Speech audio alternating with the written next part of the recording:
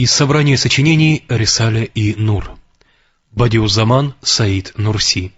Брошюра для больных. 25-е сияние. 25 лекарств. Эта брошюра написана как лечебное средство, утешение, духовный рецепт, а также как визит к больному и пожелание ему скорейшего выздоровления. Напоминание и просьба о прощении. Этот духовный рецепт написан в очень короткий срок. Брошюра была написана за 4,5 часа.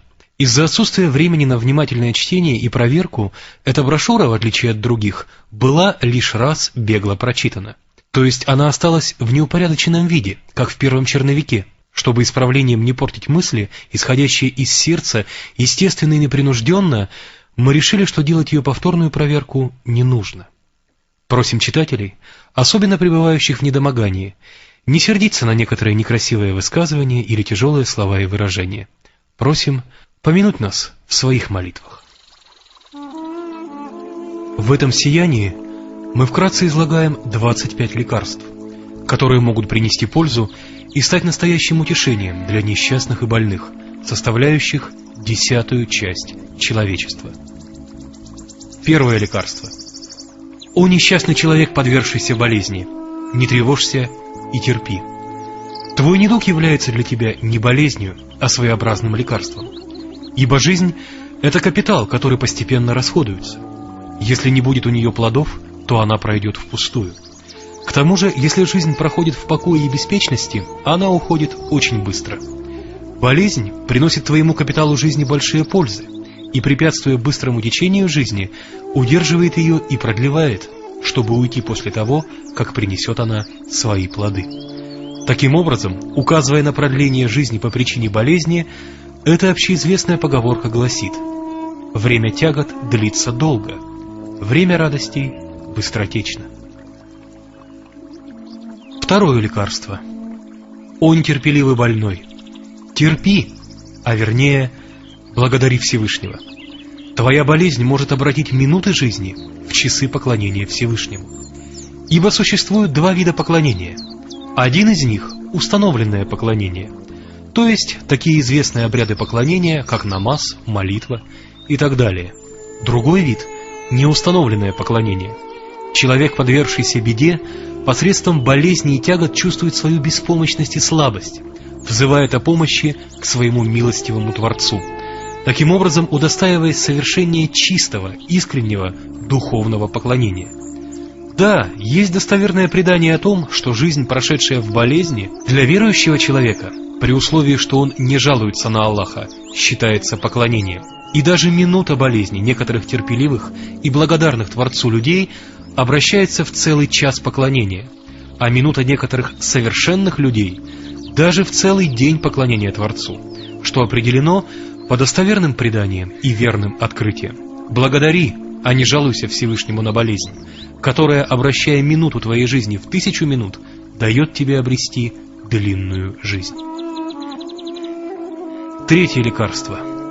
О невыносливый больной, о том, что человек не явился на свет ради получения удовольствий и наслаждений, свидетельствует беспрестанный уход появившихся в этот мир, и старение молодых, и постоянная гибель и разлука, и к тому же человек, будучи самым совершенным, самым высшим среди живых существ и самым богатым по способностям, и даже будучи на положении главы всех живых созданий, из-за мысли о былых удовольствиях и предстоящих тяготах, живет лишь беспокойной, горестной жизнью, оказываясь на самом низком уровне в сравнении с другими живыми созданиями.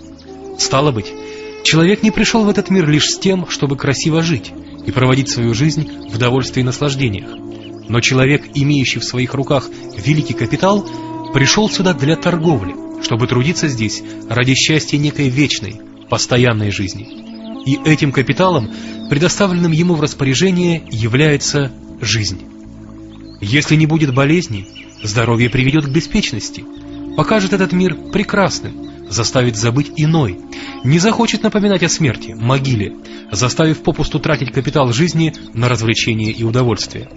Болезнь же сразу открывает глаза, говорит человеку и его телу: ты не бессмертен и не предоставлен самому себе, у тебя есть предназначение.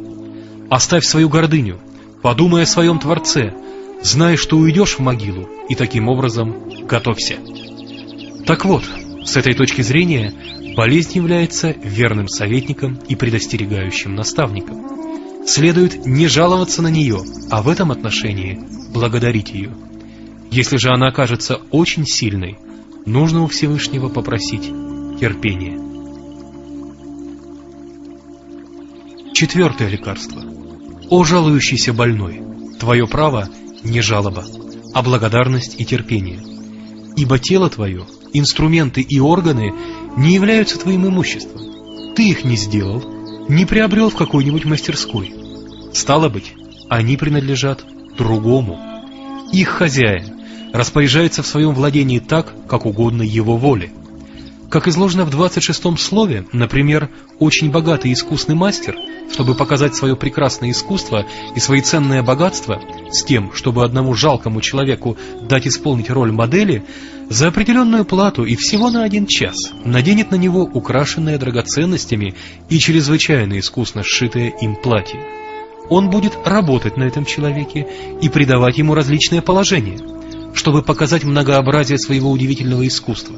Он будет изменять это платье, срезать, укорачивать, удлинять его, и если этот жалкий человек, чей труд оплачивается, скажет тому мастеру: «Ты утруждаешь меня, утомляешь, веля принять то или иное положение, портишь мою красоту, укорачивая это платье, которое мне к лицу», окажется ли он прав? Может ли он сказать мастеру: «Ты поступил жестоко, несправедливо»? Так вот, о заболевший человек, подобно этому примеру, могущественный Творец надел на тебя телесную одежду, украшенную такими светлыми чувствами, как глаза, уши, разум, сердце, и чтобы показать проявление своих прекрасных имен, Он подвергает тебя различным состояниям и изменяет твое положение.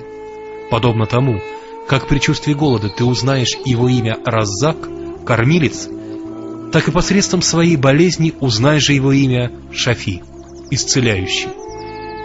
Из-за того, что болезни, тяготы показывают проявление некоторых его имен, в них скрыты сияние мудрости и лучи милости, и в этих лучах таится много прекрасного.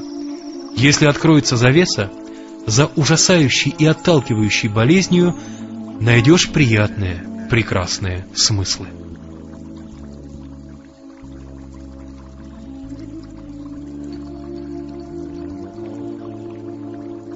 Пятое лекарство. О подверженный болезни человек! В наше время на своем опыте убедился я, что для некоторых болезнь является некой божественной милостью, неким божественным даром. В течение этих 8-9 лет со мной по поводу своей болезни встречались некоторые молодые люди, чтобы я, хотя я и недостоин того, попросил у Всевышнего их исцеления. Я обратил внимание на то, что всякий больной молодой человек, которого я видел, в сравнении с другими молодыми, начинает задумываться об ином мире. Нет опьянения молодостью. В какой-то степени он избавляется от животных страстей, скрытых в беспечности. И я, обращая на это внимание, напоминал им, что их болезни, которые они могут вынести, являются некой божественной милостью. Я говорил им: «Друг мой, я не против твоей болезни. Она не вызывает у меня сострадания, от которого мне стало бы жалко тебя, и я попросил бы у Создателя твоего исцеления.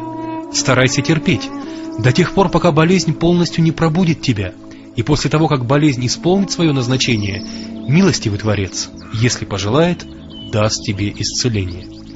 И еще я говорил им: часть твоих сверстников по причине здоровья, впав в беспечность, оставив намаз, не думая о смерти и забыв Создателя, мнимыми и быстротечными наслаждениями мирской жизни причиняют вред своей бесконечной вечной жизни и даже разрушают ее. Ты же, благодаря своей болезни, видишь могилу, свое жилище, куда ты непременно попадешь, и другие вечные жилища, стоящие за ней, и действуешь в соответствии с этим. Стало быть, болезнь для тебя является здоровьем, а здоровье у части твоих сверстников – болезнью. Шестое лекарство. О больной человек, жалующийся на страдания! Прошу тебя, подумай о прошедшей жизни и вспомни бывшие в ней счастливые, беззаботные дни, а также те времена, где были тяготы и печали. Непременно твое сердце или язык скажут или «Ох, слава Господу!» или же «Ах, как жаль!». Обрати внимание на то, что воспоминания о прошедших несчастьях и трудностях, которые когда-то постигли тебя, теперь дают тебе духовное удовольствие, и твое сердце говорит: «Ох, слава Господу!». Ибо уход тягот и печалей — это удовольствие. Уходя, те тяготы и печали оставляют в душе некую усладу, которая при воспоминании о них прорывается, наполняя собою душу и напоминая о благодарении. Тем же, что заставляет тебя сказать «Ах, как жаль!», являются наслаждение и беззаботное состояние прошлого, которые, уходя, оставляют в твоей душе некую постоянную печаль, которая при воспоминании об этих временах снова прорывается, изливая сожаление и тоску. Поскольку день недозволенного божественными законами наслаждения порой целый год заставляет испытывать духовные страдания, и поскольку временное, вызванное одним днем болезни страдания таит в себе много дней духовного наслаждения от воздаяния, савап, и в уходе этой болезни есть духовное наслаждение от избавления от нее, подумай о результате этой временной твоей болезни, о сокрытом в ней воздаянии, скажи: «И это пройдет, о Создатель», и вместо жалобы благодари Творца. Шестое лекарство. Так как брошюра эта была написана непринужденно, на шестой ступени оказалось два лекарства, и чтобы не портить ее первозданный вид, мы ничего не стали менять, полагая, что в этом есть какой-то секрет. О мой друг, страдающий от болезни, думая об удовольствиях мирской жизни, если бы этот мир был постоянным, если бы на нашем пути не было смерти, если бы не дули ветры разлук и утрат, если бы в будущем, таящем в себе трудности и бури, не было духовных зим, и я бы вместе с тобой сожалел о твоем положении. Но поскольку однажды этот мир нам скажет «давай на выход» и закроет уши на наши причитания, то пока он не изгнал нас, по предупреждению этих болезней, нам отныне нужно отказаться от любви к нему, и пока он не оставил нас, мы должны стараться сердцем отстраниться от него. Да, болезнь, напоминая нам этот смысл, говорит: тело твое не из камня и из стали, а образовано из различных веществ, постоянно готовых распасться. Оставь свою гордыню, пойми свое бессилие, познай своего Творца, владеющего всем, знай свое назначение и то, зачем ты пришел в этот мир. Твое сердце скрыто предупреждает тебя об этом. И поскольку мирские удовольствия, наслаждения непродолжительны, и особенно если они недозволенные, они и быстротечны, и полны огорчений и грехов, не плачь из-за болезней. Не плачь, что ты лишился этих удовольствий, а напротив, думай о духовном поклонении и о воздаянии, таящихся в ней, и от этого старайся получить наслаждение.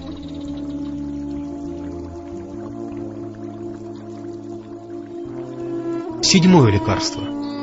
О человек, потерявший радость своего здоровья! Твоя болезнь не портит радость здоровья, дарованного Всевышним, а напротив, дает вкусить эту радость, умножает ее. Ибо если что-либо имеет продолжительность, оно теряет свое воздействие. Даже знатоки истины согласно говорят: все познается по своей противоположности. Например, если не будет темноты, мы не поймем, что такое свет, не познаем его радости. Если не будет холода, мы не почувствуем тепла, не испытаем наслаждения им. Если не будет голода, еда не принесет удовольствия. Без жажды питье воды не даст услады. Если же не будет болезней, здоровье не доставит нам радости.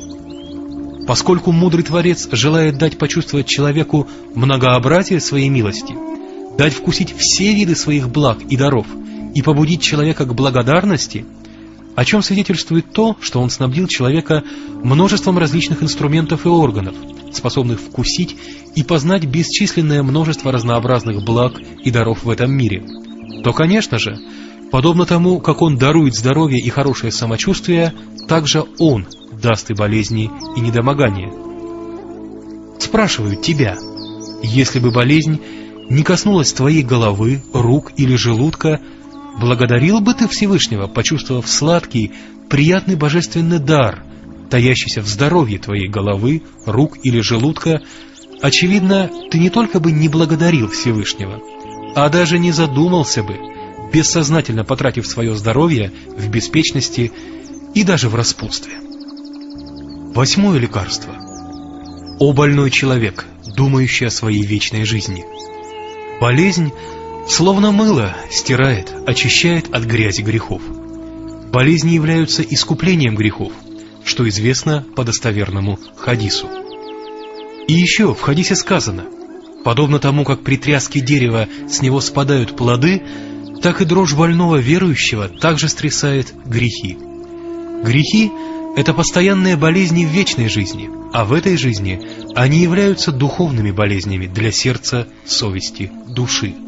Если ты, проявляя терпение, не будешь жаловаться, то благодаря этой временной болезни ты избавишься от очень многих вечных болезней. А если ты не беспокоишься за грехи, или же если не знаешь иного мира или Всевышнего Творца, в тебе кроется такая ужасная болезнь, которая в миллион раз страшнее этой незначительной твоей болезни. Сокрушайся от нее, ибо твое сердце, душа и ты сам связаны со всем, что есть в этом мире. И эти связи, разрываясь из-за постоянных разлук и утрат, наносят тебе бесчисленные раны. И особенно из-за того, что ты не знаешь иного мира, ты представляешь смерть как уничтожение навечно, и поэтому у тебя как будто бы имеется больное израненное тело размером во весь мир. Таким образом, в первую очередь, тебе необходимо найти действенное лекарство, дающее полное исцеление от многочисленных болезней и ран этого твоего огромного духовного тела, и исправить свое убеждение. И таким лекарством является вера. Самым же коротким путем обретения этого лекарства является познание могущества и милости всемогущего Творца, которое возможно через окно твоего бессилия и слабости, показанное тебе этой материальной, телесной болезнью, запрорванной ею завесой беспечности. Да, над головой у того, кто не знает Творца, висит множество бед, а мир человека, познавшего Творца, наполнен светом и духовной радостью, которую он чувствует в зависимости от силы своей веры. Среди духовной радости, исцеления, наслаждения, исходящих от этой веры, растают и исчезнут огорчения от незначительных материальных болезней. 9 лекарство. О больной человек, познавший своего Творца! Страдания и страх, проявляющиеся при болезнях, исходят от того, что болезнь иногда становится причиной смерти. Из-за того, что смерть, на взгляд беспечности и внешне представляется ужасной, болезни, которые могут стать ее причиной, тревожат и вызывают страх. Во-первых, знай и уверуй в то, что час смерти предопределен и неизменен. Умирали здоровые, проливавшие слезы у изголовья тяжело больных, в то время как сами больные излечивались и продолжали жить. Во-вторых, смерть не так страшна, как представляется внешне. Во многих брошюрах Рисале и Нур, благодаря свету, дарованному мудрым Кораном, мы твердо и несомненно доказали, что для верующего человека смерть – это освобождение от бремени прижизненных обязанностей и от поклонения, которое в этом мире испытаний является учением и предписанием, а также возможность для воссоединения со своими друзьями и близкими, которые 99 из 100 ушли в иной мир, а также способ для вступления на свою подлинную родину и на вечные земли блаженства, и некое приглашение войти в райские сады, покинув темницу сего мира, и некая очередь получения от милости и щедрости милостивого Творца вознаграждения, соответствующего своему служению. Поскольку с точки зрения истины сущность смерти такова, ее нужно воспринимать не с ужасом, а напротив, как начало милости и блаженства. К тому же, боязнь смерти некоторых праведных людей исходит не от страха смерти, а от стремления совершить еще больше добрых дел благодаря своей жизни. Да, смерть для верующих людей является вратами милости, а для заблудших – пучиной вечного мрака. 10 лекарство. О напрасно беспокоящийся больной! Ты беспокоишься от тяжести своей болезни. Это беспокойство усиливает твое недомогание. Если хочешь облегчить свой недуг, старайся не беспокоиться. Думай о пользах своей болезни, о воздаянии за нее, о том, что она быстро пройдет. Оставь свое беспокойство, вырви корень своей болезни. Да, беспокойство удваивает болезнь, Под материальной болезнью оно зарождает в твоем сердце болезнь духовную, и материальная болезнь, основываясь на ней, будет продолжаться. Если же благодаря упованию, покорности, думая о мудрости, таящейся в болезни, то беспокойство пройдет. Тогда будет вырван один из главных корней той телесной болезни, она ослабнет, частично пройдет. В особенности, из-за опасений незначительная телесная болезнь по причине беспокойства обостряется в 10 раз. С уходом беспокойства 9/10 болезни пройдет.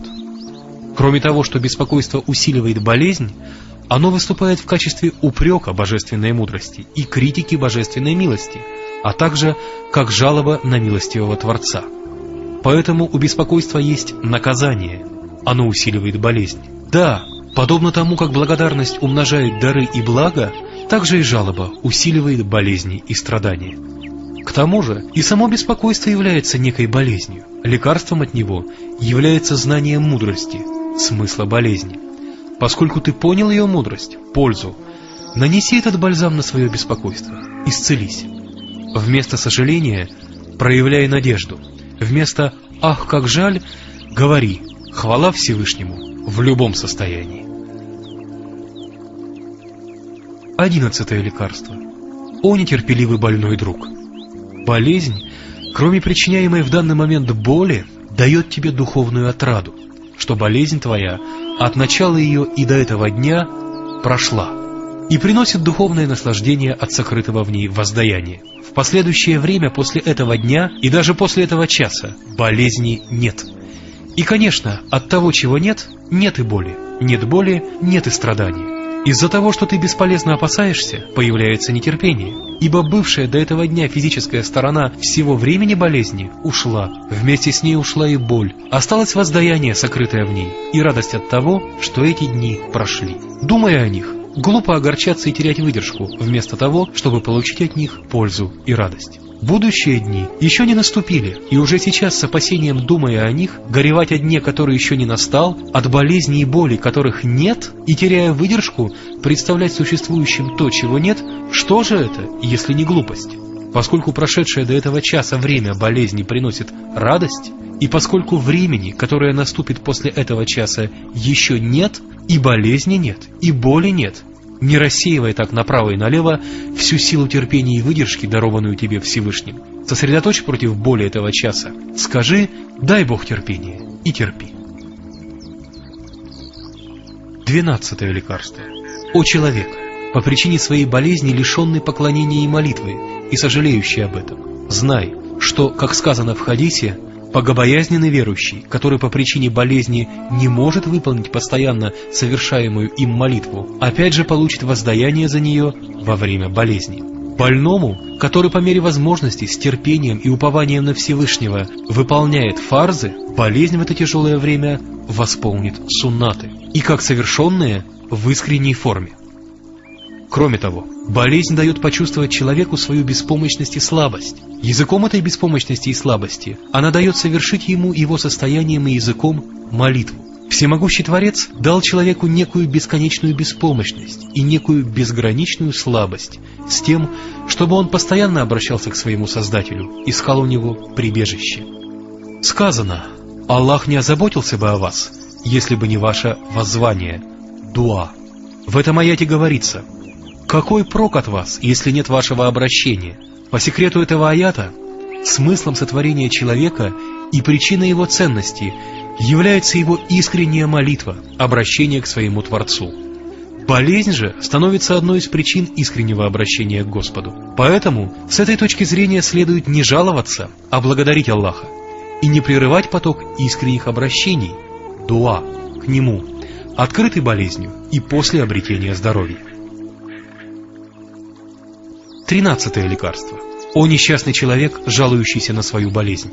Болезнь для некоторых является некой важной сокровищницей, неким драгоценным божественным даром. Каждый больной может воспринимать свою болезнь таким образом. Час смерти нам неизвестен. Всевышний по своей мудрости скрыл его, чтобы избавить человека от безнадежного отчаяния и уберечь его от полной беспечности, чтобы он находился между страхом и надеждой, сохранил для себя и этот мир, и иной. Поскольку смерть может прийти в любое время, если она застигнет человека в беспечности, это может нанести его вечной жизни большой вред. Болезнь разгоняет беспечность, заставляет задуматься об ином мире, дает вспомнить о смерти, и таким образом человек готовится к ней. Иной раз она дает такую пользу, что за 20 дней дает обрести человеку такую высокую духовную степень, которую он не мог бы достичь в течение 20 лет. Так, например, среди наших друзей было 2 молодых ребят, да помилует их Аллах. Одного из них звали Сабри, из селения Илама, другого — визир Заде Мустафа, из селения Исламкёй. Я с удивлением замечал, что эти 2 ребят, несмотря на то, что среди моих учеников они не умели писать, в искренности и в служении на пути Творца были в самом первом ряду. Я не знал причины этого.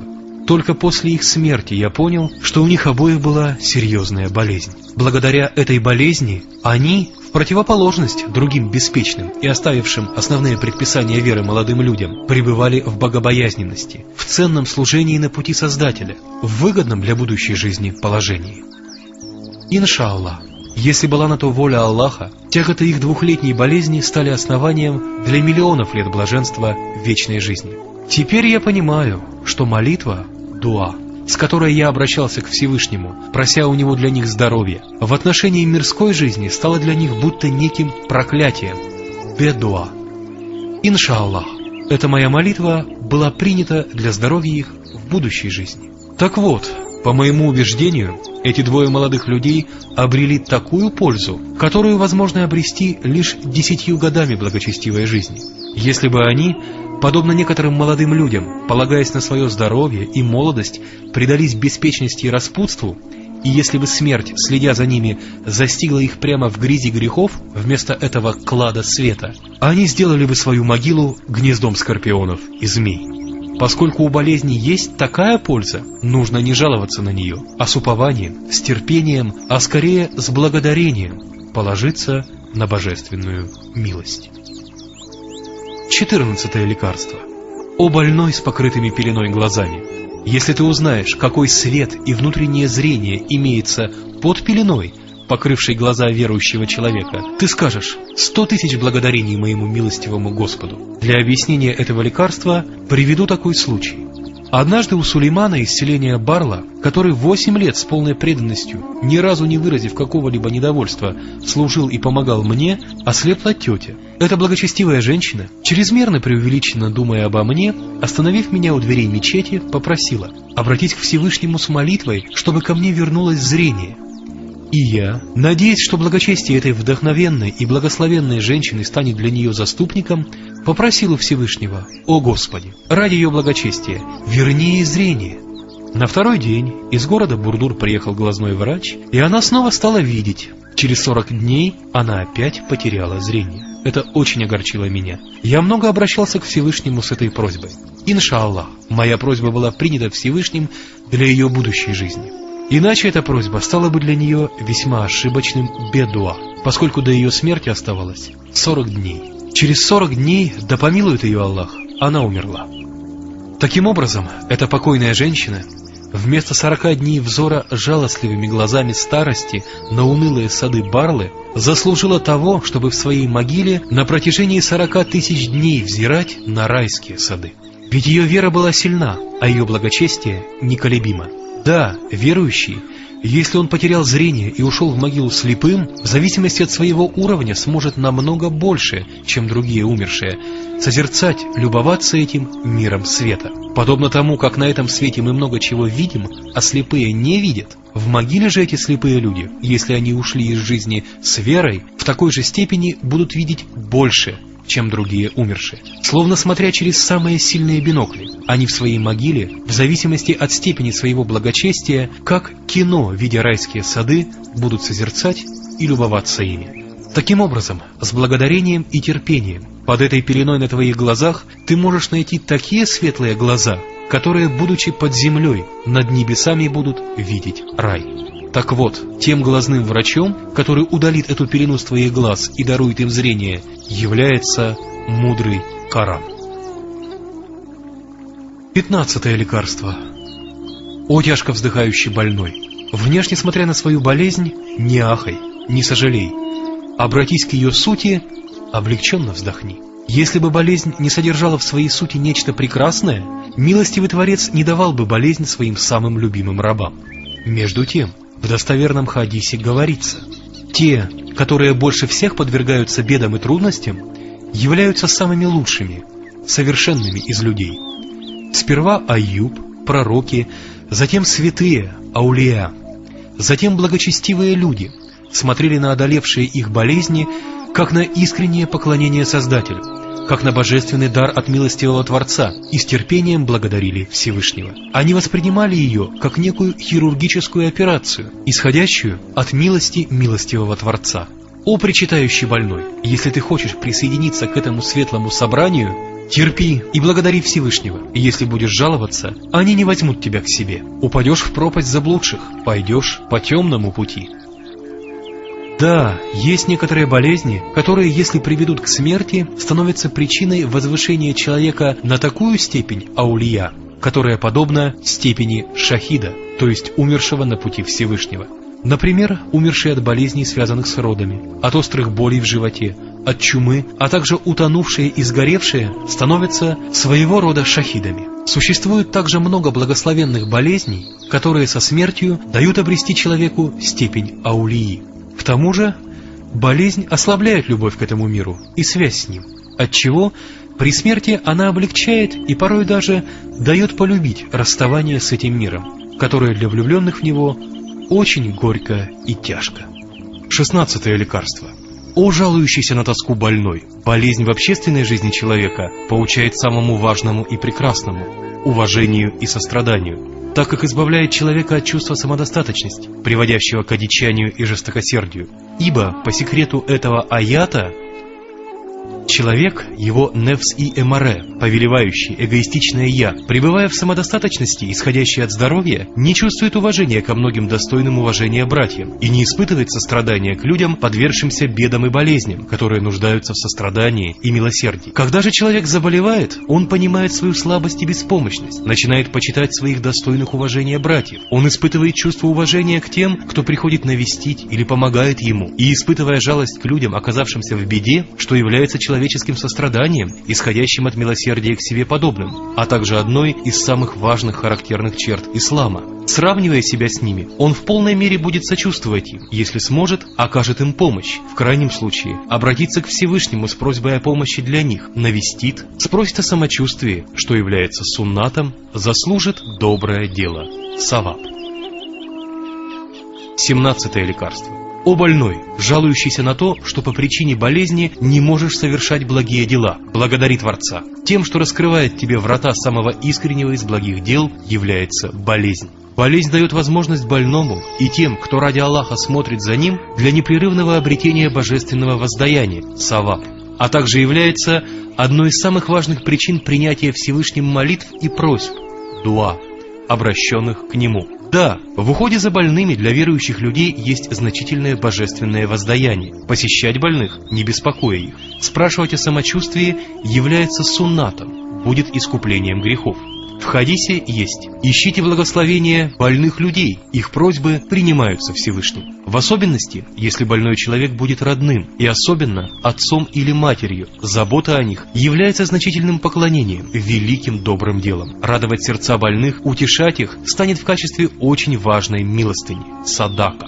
Счастлив тот ребенок, который во время болезни своих родителей, радуя их быстро огорчающиеся сердца, ищет их благословения. И даже ангелы, говоря «Маша Аллах, барак Аллах», восхищаются величием человечности, видя, как прекрасный преданный ребенок во время болезни своих родителей, людей, самых почитаемых в общественной жизни, отвечает на их милосердие своим глубоким почитанием и сыновним милосердием. Да, во время болезни есть очень приятные и радующие чувства, возникающие от проявляемого вокруг милосердия, сострадания, жалости, которые могут свести на нет страдания и боль недуга. Принятие Всевышним дуа, обращение к Нему, больного человека является важным вопросом. В течение 30-40 лет я обращался к Всевышнему с просьбой дать мне исцеление от болезни, называемой остеохондрозом. Я понял, что болезнь дается для того, чтобы человек обращался к Всевышнему. Из-за того, что дуа не устраняет дуа, то есть дуа не устраняет само себя. Я понял, что результат дуа обращен к иному миру. И само дуа является своего рода поклонением, и посредством болезни человек понимает свою беспомощность, ищет прибежище у Всевышнего Творца. Поэтому, несмотря на то, что уже 30 лет я обращаюсь к Всевышнему с просьбой об исцелении, ко мне не приходила мысль оставить это дуа из-за того, что внешне оно не принимается. Ибо болезнь – это время, факт просьбы, дуа. Исцеление не является ее результатом. А если мудрый, милостивый Создатель даст исцеление, то даст его от своей милости. Кроме того, если дуа не исполнилась в желаемой нами форме, нельзя сказать, что оно не принято. Мудрый Творец лучше знает и дает нам то, что лучше, полезнее для нас. Иногда просьбы, дуа, касающиеся этой жизни, ради нашего блага Он обращает к нашей будущей жизни, таким образом принимает их. Дуа, которое благодаря болезни становится искренним и особенно исходящее от слабости, беззащитности, униженности, нужды, очень близко к тому, чтобы быть принятым. Болезнь становится причиной такого искреннего дуа. И этим дуа должны воспользоваться и верующий больной, и ухаживающие за больным верующие люди. 18-е лекарство. О, оставив благодарение, жалующийся больной. Жалоба возникает при ущемлении каких-либо прав. У тебя же ни одно твое право не попрано, чтобы ты мог жаловаться. И даже наоборот, на тебе есть много долгов благодарности Всевышнему, которые ты не выполнил. Не выполнив своих долгов благодарности, ты несправедливо жалуешься, словно требуя справедливости. Ты не можешь жаловаться, сравнивая себя с теми, кто здоров, кто благополучнее тебя. Но, смотря на более больных, несчастных людей, чей уровень здоровья и благополучия ниже твоего, ты должен благодарить Всевышнего. Если у тебя сломана рука, смотри на тех, у кого ее совсем нет. Если ты лишен одного глаза, смотри на слепых, потерявших оба. Благодари Создателя. Да, абсолютно никто не имеет права жаловаться, смотря на тех, кто благополучнее его. И в беде, чтобы благодарить Творца, каждый может сравнить себя с теми, чей уровень беды выше его. Этот секрет раскрыт в некоторых брошюрах на одном примере. Вкратце его суть такова. Некто дает взойти одному нищему на вершину некой башни. На каждой ее ступеньке он дает ему различные дары, а на самой ее вершине дарит ему самый дорогой подарок. За все эти разнообразные дары он желает от него услышать благодарность. И какой будет неблагодарностью и несправедливостью, если, несмотря на это, тот капризный нищий человек, забыв о всех дарах, которые он получил ранее, или же не выражая за них благодарность, считая их ничтожными, начнет жаловаться, устремив свой взгляд наверх. «Ах, если бы эта башня была более высокой, и я поднялся бы повыше, почему она не так высока, как та гора или та башня?» Таким же образом, каждый человек из небытия обрел бытие, став не камнем, не деревом, не животным, а человеком, мусульманином, большее время пребывая в здоровье, таким образом обретя высокий уровень благ и даров. И несмотря на это, из-за того, что по некоторым причинам он не заслуживает такого блага, как здоровье, или из-за того, что он лишился его по своей скверной воле, или злоупотребив им, или же от того, что он не может обрести его, проявлять нетерпение, жаловаться, причитать, что же я сделал, что со мной такое случилось, словно критикуя Всевышнего, его деяния, это является еще более опасной, духовной болезнью, чем материальная болезнь. Подобно тому, как биться сломанной рукой, своей жалобой человек усиливает свою болезнь. Умен тот, кто по смыслу этого аята, которые, когда их постигнет бедствие, говорят: «Поистине, мы принадлежим Аллаху, и к Нему мы возвращаемся». Покорившись божественной воле, терпит, дабы эта болезнь, исполнив свое назначение, прошла. 19-е лекарство. Все имена прекрасного всемогущего Господа, по Его божественному выражению «Эсма-уль-Хусна», то есть прекрасные имена, показывают, что они прекрасны. Среди всего созданного, самым тонким, прекрасным и всеохватывающим зеркалом, отражающим имена Господа, является жизнь. Отражение прекрасного прекрасно. Зеркало, отражающее красоту прекрасного, будет красивым. Подобно тому, как все, что отражается в том зеркале от того прекрасного, прекрасно, так и все, что происходит в этой жизни, по сути своей прекрасно, ибо проявляет прекрасные узоры тех прекрасных имен Создателя. Если жизнь будет проходить всегда в здоровье, однообразно, она будет неполным отражением, и даже в некотором отношении, дав ощутить небытие, такая жизнь наскучит человеку, уменьшится ее ценность, радость жизни обратится в тоску. Чтобы быстрее провести время, человек от скуки предастся или распутству, или развлечениям. Враждебно относясь к своей ценной жизни, словно к сроку тюремного заключения, он хочет быстрее провести, убить свое время. Однако жизнь, проходящая разнообразно, в переменах и движении, дает почувствовать свою ценность, дает познать свою важность и вкус. Даже если жизнь полна забот и тягот, человек не желает ее прохождения. Он не охает от тоски, говоря: «Все еще солнце не село» или «Когда же кончится ночь?» Да, спроси у зажиточного господина, который без работы лежит на диване и у которого все прекрасно, как он поживает. Несомненно, от него ты услышишь такие слова огорчения, как: «Ох, время никак не проходит. Давай поиграем в нарды или найдем какое-нибудь развлечение, чтобы провести время». Или же услышишь жалобы, исходящие от нескончаемых желаний: «Этого у меня не хватает, если бы я сделал то-то». Спроси у человека, оказавшегося в беде, или у работающего и живущего в заботах бедняка, как он поживает.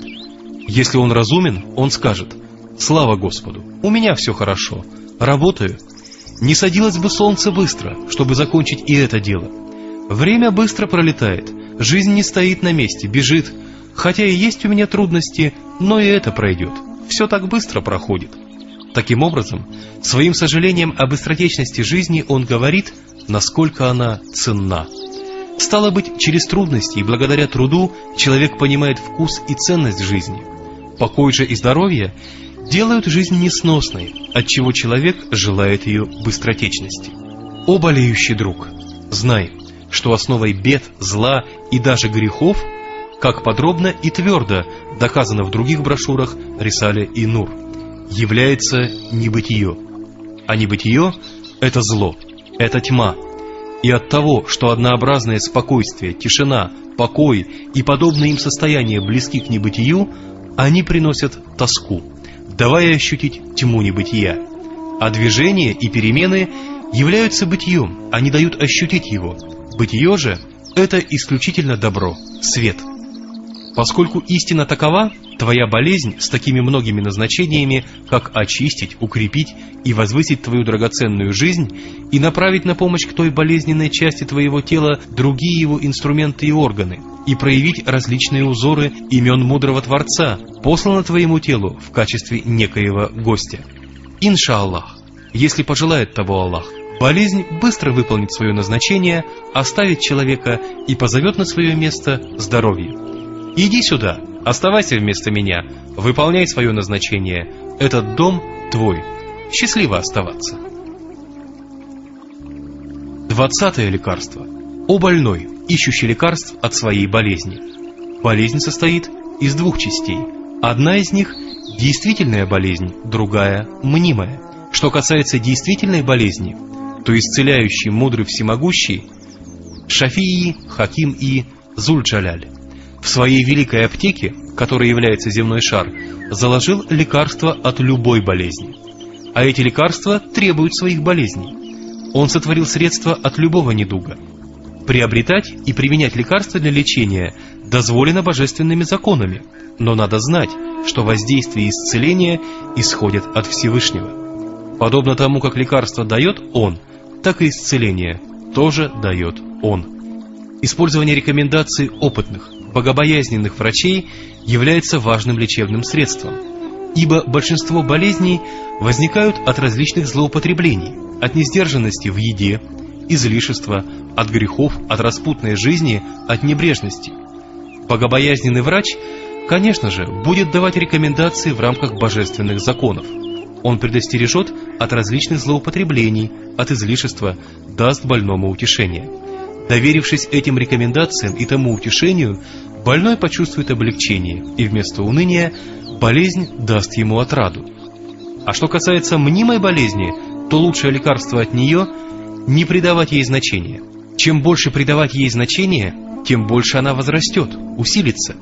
Если же не придать ей значения, она уменьшится, исчезнет.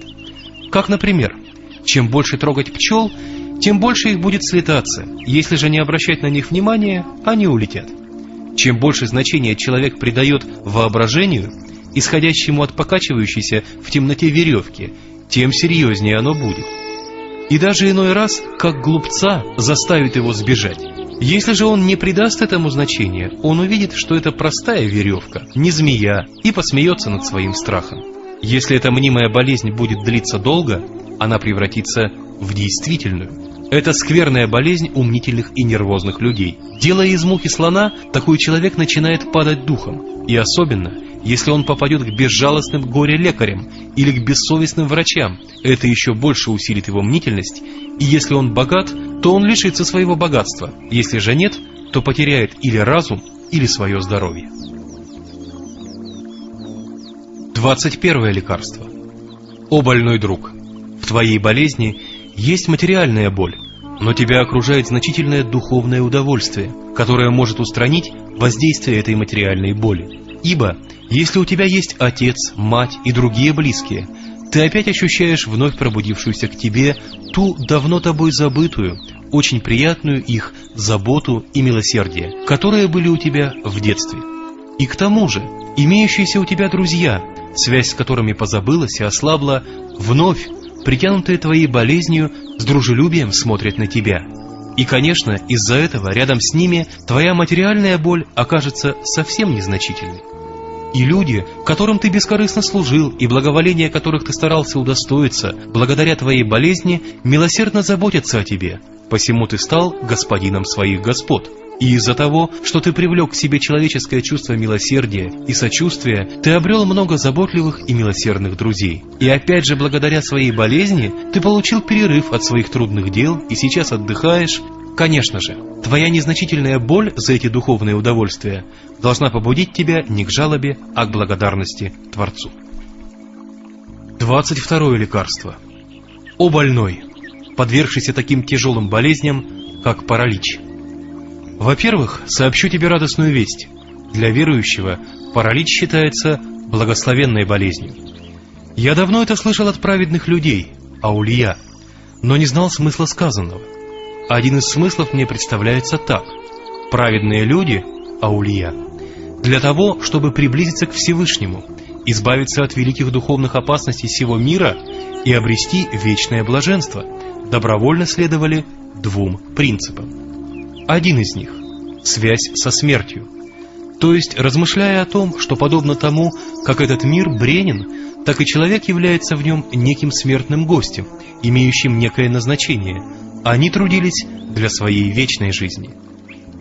Другой, чтобы избавиться от опасностей своих страстей, повелевающего «я», нефс и эмаре, и слепых чувств, они стремились через аскетизм, воздержание, уничтожить свое повелевающее «я». О брат, потерявший здоровье половины своего тела, тебе не по своей воле даны эти два кратких, простых и ведущих к счастью принципа. Состояние твоего тела постоянно напоминает о бренности этого мира и человека. Этот мир уже не может тебя обмануть, а беспечность, гафлет, закрыть твои глаза. И человека, находящегося в состоянии получеловека, повелевающее «я», конечно же, не может обмануть своими низменными страстями и желаниями. Он быстро избавляется от беды своих страстей.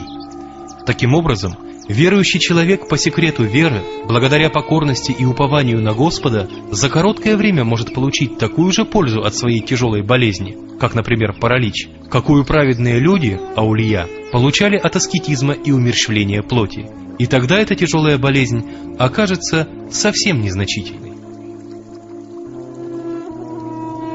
23 лекарство.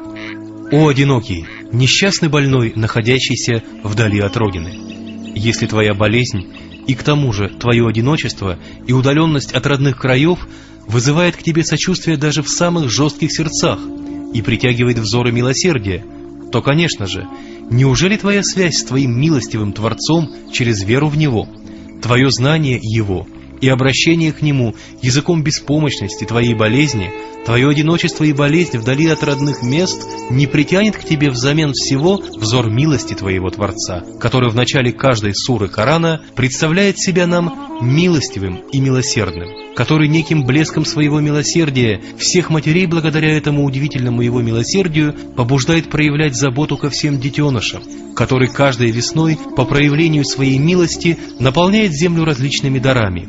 И рай в вечной жизни со всем своим великолепием – это лишь одно из проявлений Его божественной милости. Поскольку Он есть, заботится о тебе, для тебя все есть. Поистине, оставшимся в одиночестве, на чужбине, является тот, кто через веру и покорность не обрел связь со своим Творцом или не придает этому значения. 24-е лекарство. О те, кто смотрит за невинными больными детьми и за престарелыми людьми, находящимися на положении невинных детей. У вас есть возможность совершения важной торговли, касающейся иного мира. Старательно и усердно стремитесь обрести пользу от нее. Болезни невинных детей – это некая закалка для их хрупкого организма, некая вакцина для выработки стойкости против жизненных трудностей в будущем, некое божественное воспитание. Помимо многих подобных смыслов, касающихся мирской жизни ребенка, за эти болезни вместо искупления грехов у взрослых идет своеобразное воздаяние – саваб, которое может стать причиной для его духовной жизни и очищения ее. А также за эти болезни, представляющие собой вакцины, идет воздаяние – саваб, которое станет основанием для его духовного роста в будущем или в ином мире. Эти воздаяния, как определено знатоками истины, записываются в книге деяний его родителей, и особенно в книгу добродеяний его матери, которая по секрету милосердия здоровье ребенка предпочитает своему здоровью. Что же касается ухода за старыми людьми, то помимо великого воздаяния – саваб. За это из достоверных преданий и на примере многих исторических событий известно, что искать благословения старых людей, и особенно если это родители, радовать их сердца, служить им верой и правдой, является основанием как для счастья и благополучия в этом мире, так и для счастья в ином. На многочисленных фактах является определенным, что полностью повинующиеся своим состарившимся родителям счастливые дети такое же отношение видят от своих детей. Также и обижающие своих родителей злосчастные дети, помимо мук в ином мире, также и в этом мире несут за это наказание, подвергаясь многим бедам и несчастьям. Да, необходимостью ислама является не только уход за своими состарившимися, немощными родственниками, но и если встретится верующий человек, раз по секрету веры между верующими людьми есть истинное братство. Если уважаемый старый больной человек будет нуждаться в помощи, необходимо душой и телом помогать, заботиться о нем. 25-е лекарство. О мои больные братья! Если вы желаете очень полезного, настоящего, приятного, святого лекарства от всех недугов, развивайте свою веру, иман, то есть с покаянием, тауба, и обращением к Господу о прощении грехов, истигфар, с молитвой, намаз, и поклонением используйте это святое лекарство, веру и идущее от нее исцеление. Да, из-за любви и связи с этим миром у беспечных людей, забывших Господа, словно бы есть огромное, как мир, больное духовное тело. Вера же, как мы твердо доказали во многих брошюрах, сразу исцеляя это огромное, как мир, духовное тело, израненное ударами гибели и разлук, избавляет его от ран, давая ему истинное исцеление. Чтобы более не утомлять вас, на этом завершаю. А лекарство веры, имана, проявляет свое воздействие при выполнении, насколько это возможно, обязательных предписаний веры, фарз. Беспечность, распутство, низменные страсти, запрещенные божественными законами развлечения препятствуют воздействию этого лекарства. Поскольку болезнь устраняет беспечность, отбивает желание, служит препятствием для запрещенных развлечений, воспользуйтесь ею с помощью покаяния, молитв, дуа и обращений к Всевышнему о прощении. Используйте святые лекарства и свет истинной веры. Пусть Всевышний Творец дарует вам исцеление и сделает вашу болезнь искуплением грехов. Аминь, аминь, аминь. 17-е письмо. Приложение к 25-му сиянию. Соболезнования по поводу смерти ребенка. Дорогой мой брат вечной жизни Хафиз Халид, брат мой, меня глубоко опечалила смерть твоего ребенка. Но однако смирение с несчастьем, покорность судьбе является одной из особенностей ислама. Пусть Всевышний даст вам достойное терпение, а покойного сделает вашим заступником и поддержкой в будущей жизни. Для вас и таким, как вы, богобоязненным верующим, изложим 5 пунктов, которые покажут вам великую радостную весть и истинное утешение. Первый пункт. В мудром Коране секрет и смысл этой фразы в аяте «Мальчики вечно юные» заключается в следующем. Дети верующих, умершие, не достигнув совершеннолетия, в раю навсегда останутся вечными, любимыми детьми в подобающем раю виде.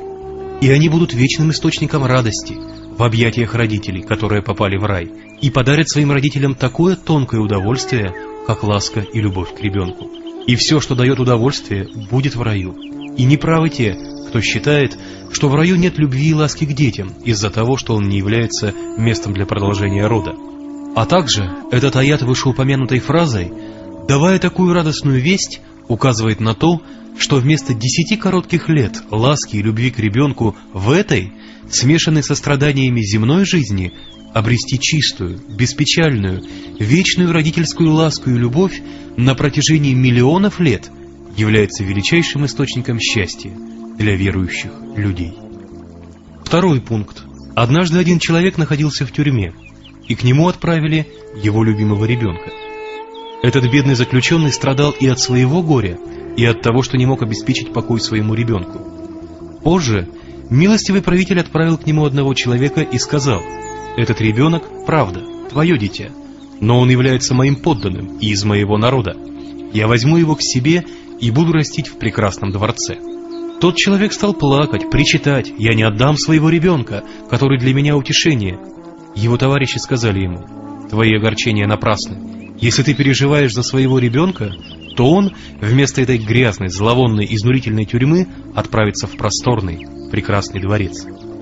Если же ты огорчаешься за себя, думаешь о своей пользе, то если ребенок останется здесь, несмотря на свою временную, сомнительную пользу из-за мучений ребенка, ты будешь много страдать и мучиться. А если он пойдет туда, для тебя в этом есть огромная польза, потому что он будет причиной проявления к тебе милости правителя, станет в роли твоего заступника. Правитель пожелает, чтобы ты встретился с ребенком, и, конечно же, для встречи он не отправит его в тюрьму, а наоборот, освободив тебя из тюрьмы, позовет во дворец, и там вам устроит встречу, но с условием, если ты будешь верить и повиноваться правителю. Так вот, дорогой мой брат, подобно этому примеру, если у верующих, как и у тебя, умрет ребенок, они должны думать так: этот ребенок невинен, и к тому же его Творец милостив и щедр. Вместо моей неполной заботы и воспитания Он взял его под свою совершенную заботу и милость. Освободив из темницы сего мира, полной горечи, бед и мучений, Он отправил его в райские сады. Какое счастье для этого ребенка! Кто знает, каким бы он стал, если бы остался здесь.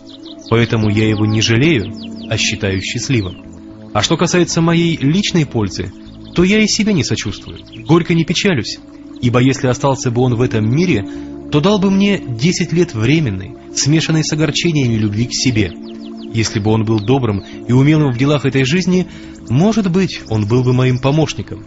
Но от того, что он умер, он будет моим заступником, став причиной для достижения вечного блаженства и для миллионов лет любви к ребенку в вечном раю.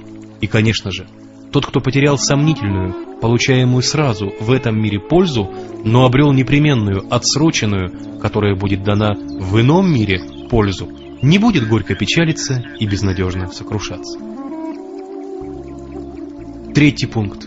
Умерший ребенок был всецело творением и рабом милостивого Творца, и, принадлежа ему, был спутником своих родителей, который на время был дан им на попечение. Творец сделал его родителей его служителями, и за это служение в качестве немедленного вознаграждения одарил родителей сладким чувством нежности и ласки к своему ребенку. И теперь, если этот милостивый Творец которому из 1000 прав принадлежат 999, по потребности милости и мудрости возьмет этого ребенка из твоих рук, завершит твою службу, то, имея одно внешнее право, безнадежно горевать и сокрушаться, как бы выражая жалобу на истинного хозяина 1000 прав, это не будет подобать верующим людям, а скорее подобает беспечным, забывшим Господа и заблудшим. 4 пункт. Если бы этот мир был вечным, если бы человек жил в нем вечно, и если бы разлука была вечной, тогда в горестном унынии и в безнадежной скорби был бы какой-то смысл. Но поскольку этот мир является некой гостиницей, то туда, куда отправился умерший ребенок, и вы, и мы тоже отправимся туда. И к тому же эта смерть не касается лишь только его, а является дорогой для всех. И поскольку и разлука не является вечной, в будущем и в потустороннем мире берзах и в раю будет встреча, то надо говорить: на все воля Аллаха. Он дал, Он и взял. Хвала Аллаху в любом состоянии и с терпением благодарить Творца. 5 пункт. Милосердие, являющееся самым нежным, прекрасным, самым приятным и сладким из проявлений божественной милости, представляет собой некий лучезарный эликсир. Оно намного чутче любви и дает быстро прийти к Всевышнему. Как, например, ложная, мирская любовь, пройдя большие препятствия, переходит в истинную, приходит к Господу, так и милосердие, но беспрепятственно, быстрее и легче дает сердцу обрести Господа. И отец, и мать любят свое дитя, как весь мир.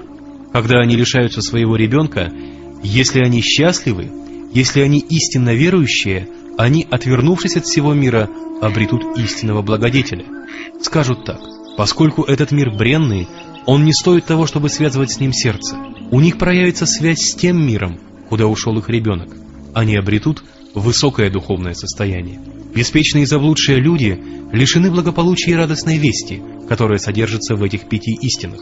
Посудите сами, насколько горестно их состояние, когда они видят своего милого, очень любимого, единственного ребенка в предсмертной агонии, из-за своей беспечности или заблуждения, видя смерть в виде небытия и вечной разлуки. И поэтому вместо мягкого ложа, представляя грунт могилы, из-за своей беспечности и заблуждения, они не думают о рае милостивого Господа, о Его райских дарах. Ты можешь представить, какое горе и отчаяние переживает такой человек. Однако вера и ислам, являющиеся средством для достижения счастья в обоих мирах, скажут верующему человеку: милостивый Творец этого ребенка, находящегося при смерти, освободив его из этого грязного мира, ведет его в рай и сделает его твоим заступником и вечным ребенком. Разлука временна. Не беспокойся, скажи: на все воля Аллаха. Поистине мы принадлежим Аллаху, и к Нему мы возвращаемся. И прояви терпение. 2 сияние. Это молитва героя терпения пророка Айюба, мир ему, и благословенна, и очень действенна. Но заимствуя этот аят, в нашей молитве к Творцу нам следует говорить так. Краткий смысл знаменитого предания о пророке Айюбе таков. Несмотря на свою долгую и тяжелую болезнь, на свои многочисленные раны, думая о великом воздаянии за эту болезнь, он переносил ее с великим терпением. Когда черви, появившиеся из его ран, коснулись его языка и сердца, являющихся местами поминания и познания Творца, с мыслью о том, что это помешает этому долгу поклонения Творцу, не ради своего покоя, а ради поклонения Ему, он обратился к Всевышнему: «О Господи!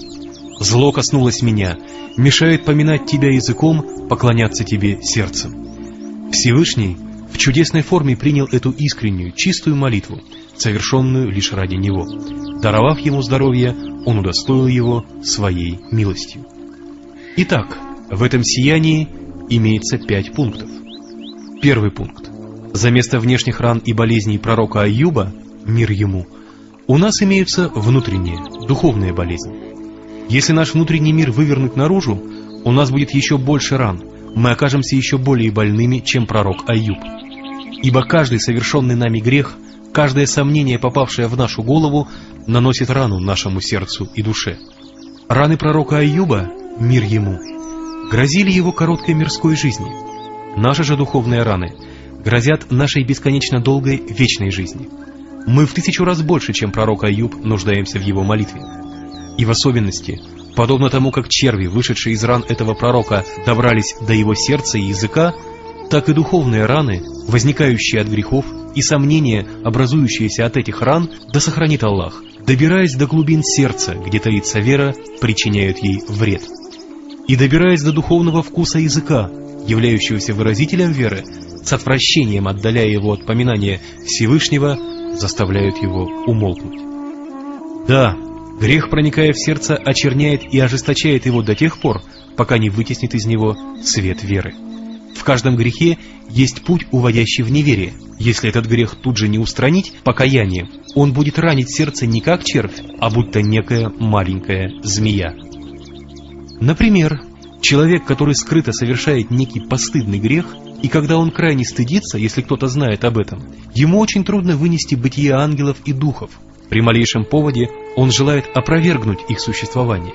И, например, если человек, который совершает большой грех, влекущий за собой муки ада, слыша об адском наказании, не оградит себя от него с помощью покаяния, обращения к Господу о прощении грехов, малейший повод и сомнение, из-за того, что он всей душой желает небытия ада, придает ему смелости отрицать его существование.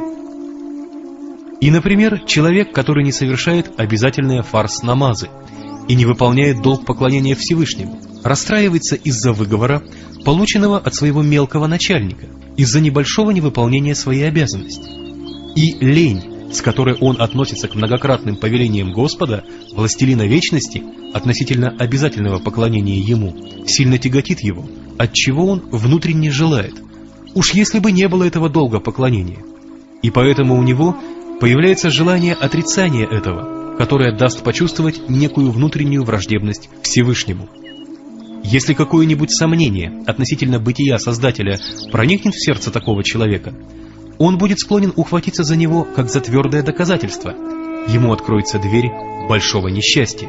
Этот несчастный человек не знает, что вместо весьма незначительного затруднения, исходящего от долга поклонения, из-за своего отрицания он бросает себя в миллионы раз более мучительное духовное томление, скрытое в этом отрицании.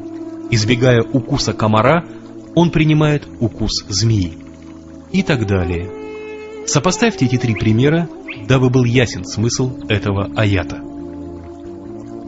Второй пункт.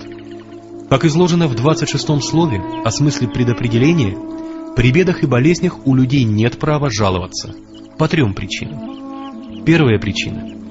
Тело, в которое Всевышний облачил человека, он удостаивает своим творчеством. Он сделал человека как некую модель, на которой он срезает, кроит, изменяет эту телесную одежду, показывая проявление своих различных имен. Подобно тому, как божественное имя Шафи, исцеляющий, требует болезни, так и его имя Раззак, кормилец, вызывает необходимость голода.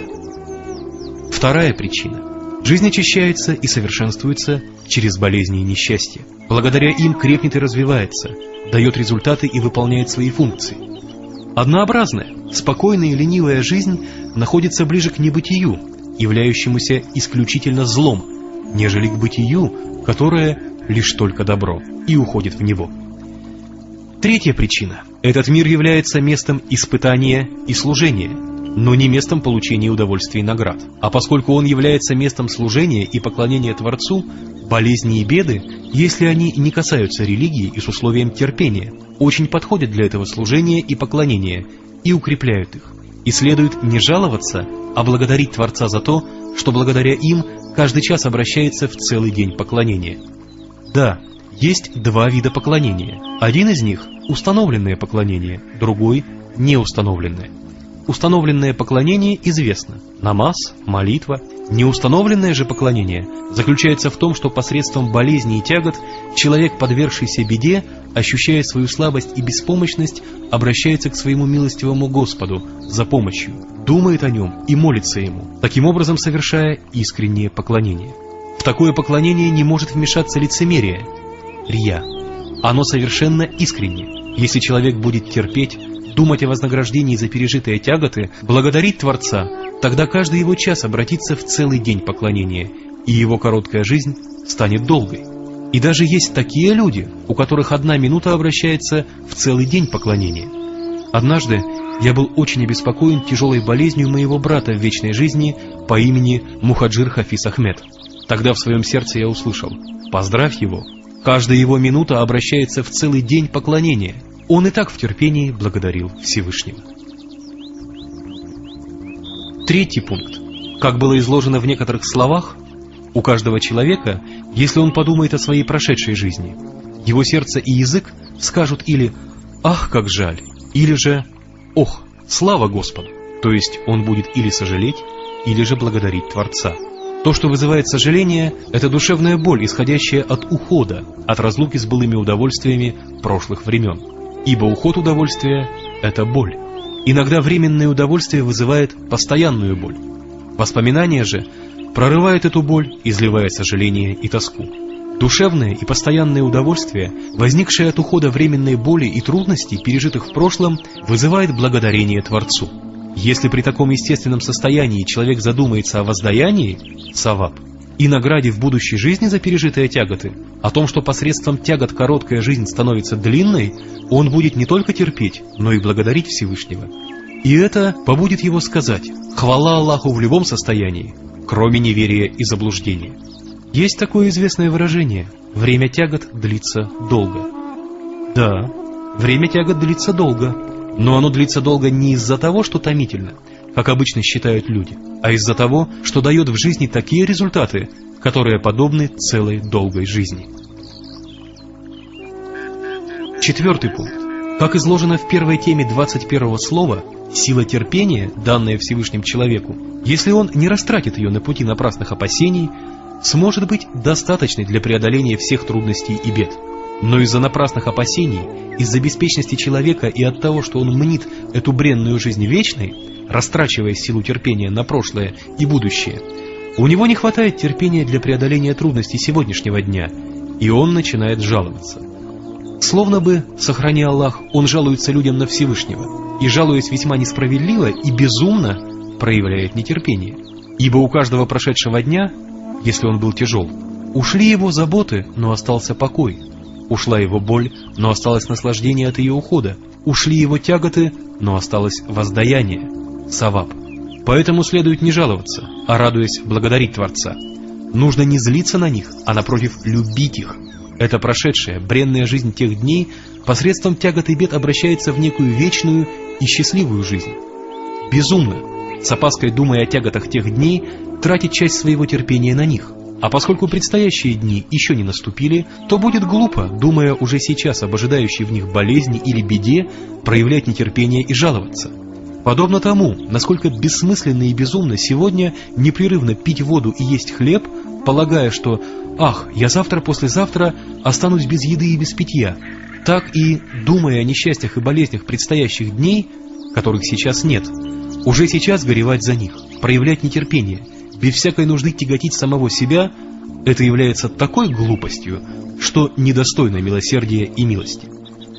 Одним словом, подобно тому, как благодарение Всевышнего умножает благо, так и жалоба умножает тяготы, и такой человек становится недостойным милости. В первый год Первой мировой войны в городе Эрзурум тяжело заболел один богобоязненный человек. Я пошел к нему. Он с горечью пожаловался мне, сказав: «Вот уже 100 ночей, как я не могу лечь, положив голову на подушку». Я очень пожалел его. И тут я вспомнил одну мысль и сказал: «Брат мой, 100 твоих прошедших тягостных дней теперь в качестве 100 благополучных и радостных дней. Не жалуйся, думая о них. Благодари Всевышнего. А поскольку предстоящие дни еще не наступили, положись на милость своего Господа, милостивого и милосердного Творца. Не плачь, не будучи побитым. Не бойся несуществующего, не воображай существующим то, чего нет. Думай об этом часе. На него твоей силы терпения достаточно. Не поступай подобно безумному командиру, который, несмотря на то, что силы левого фланга противника, примкнув к его правому флангу, стали для него свежими силами, и когда на его левый фланг еще не наступил правый фланг противника, он возьмет и рассредоточит свои центральные силы направо и налево, ослабит центр, и противник незначительной силой разгромит его. Я сказал: «Брат мой, не поступай подобно ему, сосредоточь все свои силы на этот час, думай о божественной милости. о награде в будущей жизни, о том, что свою смертную и короткую жизнь ты обращаешь в долгую и вечную. Вместо этой горькой жалобы облегченно благодари Творца. И он с полным облегчением сказал: «Альхамдулиллах, моя болезнь полегчала в 10 раз». 5-й пункт состоит из 3 вопросов. Первый вопрос. Настоящая и гибельная беда – это беда, коснувшаяся веры, религии. Нужно постоянно молить Всевышнего, взывать к Нему о помощи, чтобы Он отвратил беды, которые могут повредить вере. Однако беды, не касающиеся веры, религии, с точки зрения истины, бедой не являются. Некоторая часть их является божественным предостережением от милостивого Творца. Например, в овец, которые зашли на чужое поле, пастух бросает камнем, отчего они чувствуют, что это некое предостережение, чтобы отвести их от недоброго дела, и смиренно возвращаются обратно. Так и, подобно этому примеру, существует множество кажущихся бед, которые являются неким божественным предупреждением, неким предостережением. Другая часть их является искуплением грехов. Третья часть, разгоняя беспечность, давая почувствовать человеку его слабость и беспомощность, дает обратиться ему к Творцу. А такой вид беды, как болезнь, как было уже сказано прежде, не является бедой, а представляет собой некое божественное благоволение, некое очищение. В хадисе говорится, что грехи спадают от болезненной дрожи, подобно тому, как при тряске дерева с него спадают плоды. Пророк Айюб, мир ему, в своей молитве не обращался к Всевышнему ради своего покоя, а просил у него исцеления ради поклонения, когда его болезнь стала мешать поминанию Всевышнего языком и размышлению о нем сердцем. При чтении этой молитвы мы должны иметь намерение в первую очередь на исцеление наших духовных ран, возникших от грехов. В отношении же материальных болезней мы можем просить помощи у Всевышнего тогда, когда болезнь мешает поклонению. Но обращаться к Всевышнему за помощью следует не в форме возражения и жалобы, а в смирении и мольбе. Поскольку мы покорны Его божественному правлению, рубубияту, то в отношении этого правления Господа следует быть покорным и тому, что Он дает. Ахая и охая, жаловаться, как бы возражая против своей судьбы, является своего рода критикой божественного предопределения, обвинением в адрес божественной милости. Тот, кто упрекает судьбу, бьет свою голову о камень, а обвиняющий божественную милость лишается ее. Подобно тому, как использование сломанной руки для отмщения увеличивает повреждение руки, так и человек, попавший в беду, встречая ее с возражением, жалобой и беспокойством, удваивает ее. Второй вопрос. Представляя беды большими, они возрастают, а видя их незначительными, уменьшаются. Например, ночью глазам человека могут представиться различные образы, и чем большее значение он придаст им, тем серьезнее они покажутся, а если не обратить на них внимания, они исчезнут. Чем больше трогать налетевших пчел, тем больше их будет слетаться, если же не обращать на них внимания, они улетят. Подобно этому, так и видя беды, болезни большими и придавая им значение, они возрастают, а по причине беспокойства эта беда, болезнь, перейдя из тела, обосновывается и в сердце, и в результате дает еще одну душевную беду, на которой она основывается и продолжается. Когда же человек устранит это беспокойство с помощью покорности судьбе и упования на божественную милость, беда, болезнь, словно дерево с обрубленным корнем, становясь все слабее и слабее, в конце концов совсем засохнет и уйдет. Чтобы выразить эту истину, однажды я сказал так: «Перестань стенать, несчастный. Если у тебя беда, уповай ты на Творца. Знай, что стон твой — это ошибка и беда в беде. Если ты найдешь того, кто дал ее тебе, знай, что это радость и милость при беде. Если же не найдешь его, то мир весь в страдании и в гибели беда. И когда над головой твоей беда, огромная как мир, что кричишь ты от маленькой беды? Давай, уповай же на Творца. С упованием ты смейся над бедой, чтобы и она смеялась, и со смехом уменьшится она, поменяет лик». Как, например, в противостоянии, смеясь перед противником, враждебность обращается в примирение, а неприязнь в шутку, и враждебность уменьшается и исчезает, так и противостояние беде с помощью упования на божественную милость подобно этому. Третий вопрос. У каждого времени есть свое предписание. В это время беспечности беда поменяла свой облик. В некоторых случаях и у некоторых людей беда является не бедой, а некой божественной милостью. Из-за того, что я считаю счастливыми людей, которые в наше время подверглись болезням, бедам, но с условием, что беда не коснулась веры, меня не наводит на мысль быть против болезней и бед, и они не вызывают у меня чувства жалости к ним.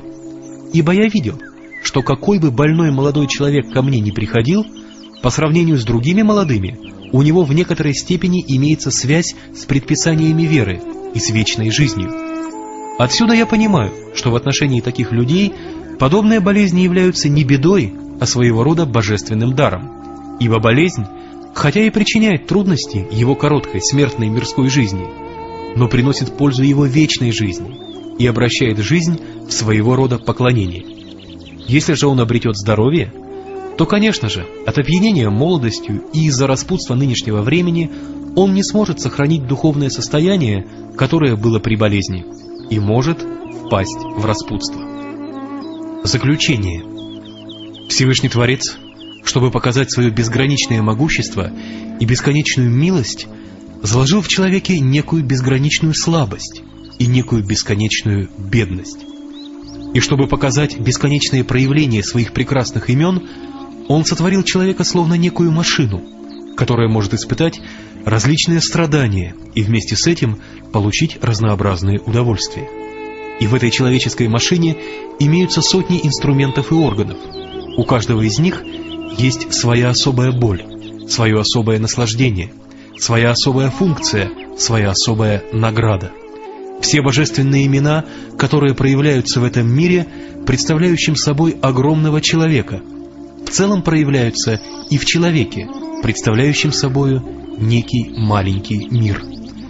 Подобно тому, как такие приятные вещи, как здоровье и удовольствие, вызывают благодарность, во многих отношениях побуждая эту машину к выполнению своих обязанностей, и человек становится подобным некой фабрике благодарения Всевышнего, так и болезни, несчастье, боль и подобные этим побуждающие причины приводят в движение и другие системы этой машины, способствуя раскрытию заложенной в сущности человека беспомощности, слабости и бедности, и давая обратиться к Всевышнему за помощью не одним языком, а языком каждого органа.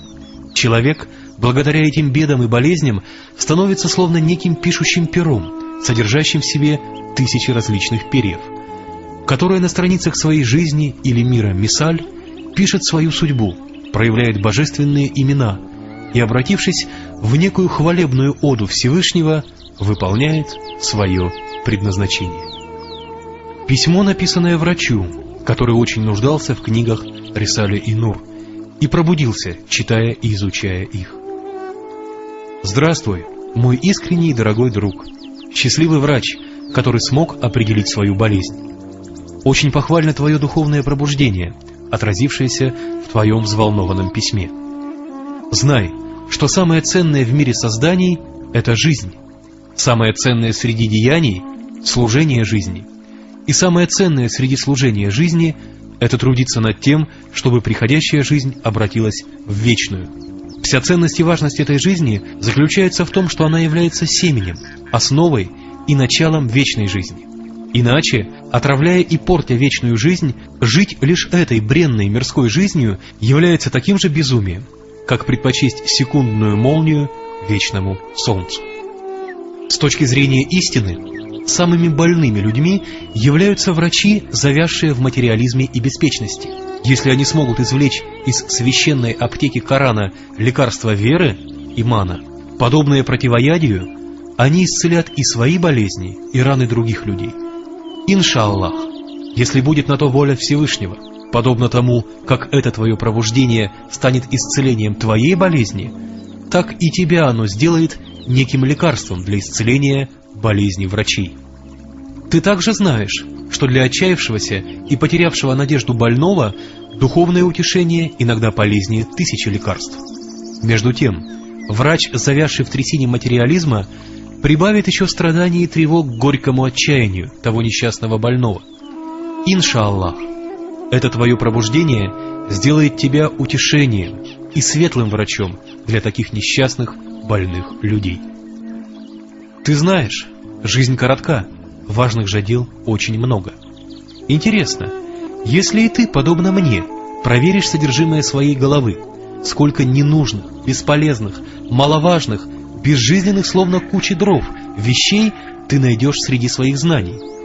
Ибо я проверил и нашел там много ненужного. Таким образом, нужно найти способ сделать те научные сведения, те философские знания полезными, светлыми и живыми. И ты проси у Всевышнего, чтобы Он пробудил тебя и направил твои мысли на путь мудрого всемогущего, чтобы Он зажег и осветил те кучи дров, чтобы бесполезные научные сведения стали ценным знанием о Всевышнем. Мой умный друг, очень хотелось бы, чтобы вперед вышли такие люди науки, как Хулюси, которые в степени крайней нужды почувствовали свою потребность в свете веры и в мудрости Корана. И поскольку слова, то есть книги Рисаля и Нур, могут говорить в твоей совести, каждое слово воспринимай не как от меня, а как письмо от глашатая Корана и как рецепт из священной аптеки Корана. С их помощью открой готовый круг беседы. Когда захочешь, напиши мне письмо. И если я не отвечу, не обижайся, потому что с давних пор писем пишу очень мало. И даже прошло уже 3 года, как на многочисленные письма своего брата я написал лишь один ответ. Саид Нурси.